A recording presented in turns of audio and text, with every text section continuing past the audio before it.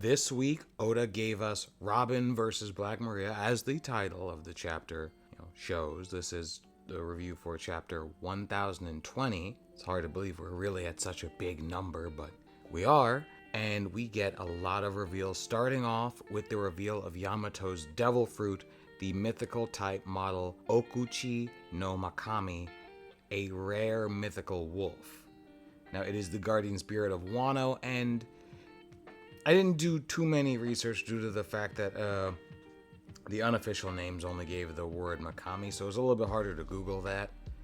But it does seem to be a mythical wolf that is popular in Japanese folklore and has even had some appearances in video games such as Neo. So it's something that maybe not as prevalent as some other myths, but is out there enough in the popular media that we could have found it if we really looked for it. But it doesn't seem to match a lot of the images. But then again, this is the hybrid form we're seeing, so it is what it is. But we do get to see exactly how powerful it is as Yamato's hybrid form goes blow for blow with Kaido's, and they kind of go over how Kaido wants Yamato to continue and hold Wano in place, while Yamato, of course, wants to liberate Wano. And apparently Yamato has this, Namuji Glacier Fang technique, which is a breath capable at least of offsetting a blast breath from Kaido. So it is interesting, but it seems like it takes more out of Yamato, while Kaido is not really phased. So while the output, or at least the damage done, seems to be on par, it takes a lot more for Yamato to get to that point. So it's definitely not a win gonna be in Yamato's favor, but we kind of knew that already. And then we get to Black Maria and Robin, where Black Maria is not actually fighting up front, at least not at the moment. She's fighting with the illusions, and we get to see her mother, Professor Clover, and Saul. And it is kind of sad, because it really is just illusions. I'm not sure if the people, physically taking the space of the illusions know who they're going against. That's one thing about illusions in general that always is a little bit weird and kind of seems to vary based on the media or story that's being told. At the very least, it's annoying, and it's funny that it doesn't affect Brook as much, or at least we don't see it affect Brook as much, because of basically him wishing for 50 years that his former crew was alive. Morbid, but it really does go to show just how strong of a character Brook is. And when Black Maria sets the floor on fire with her, dog pug smile weaponized thing, Robin takes Brook into the ceiling, and then Brook uses his soul to take out the smile user that's in the weapon. And it's kind of interesting how the weapon works. The weapon on itself has a mechanism that ignites the fire, but there is a pug smile user running within the weapon like a hamster wheel controlling it.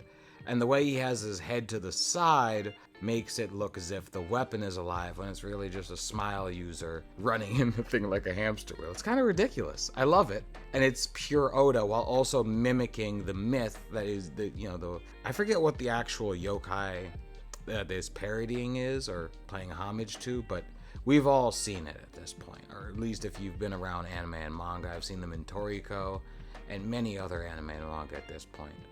So much so that I'm actually kind of pissed I don't remember the name, but it is pretty interesting. And, Brook leaves Robin to take on Black Maria head on before we kind of transfer out, but not before we get Black Maria trying to taunt Robin about how Sanji called her in such a silly fashion, which of course pissed off a lot of fans. Maybe this was actually to calm the fans directly, if anything, because the fan base was in a bit of an uproar when Sanji did that. And not rightfully so. I defended Sanji back then, and what I and many others said about Sanji's real reasons for the reaction was exactly what Robin mirrored, being that it means a lot for her, for Sanji to trust her to take care of this. And it really does show, because at this point, even though Zoro's been doing way more than Sanji, it's easy to forget that Sanji does have the higher bounty at the moment. So he is basically one of the top dogs within the crew, and for Robin to really say that he trusts me, to have his trust means a lot to me. And it really is beautiful. And we see Robin bloom, the biggest half clone ever, that is currently naked, but then again, so was Black Maria when we last saw the fight. So now she's got bandages around her chest. So no need for censorship if it wasn't already planned. I don't know. There was a weird shot, and Brooks, cheeks obviously implied that was kind of what it was going for. It looks it's not unsexy, if anything. But the last part of the chapter does show that Luffy is now awake again.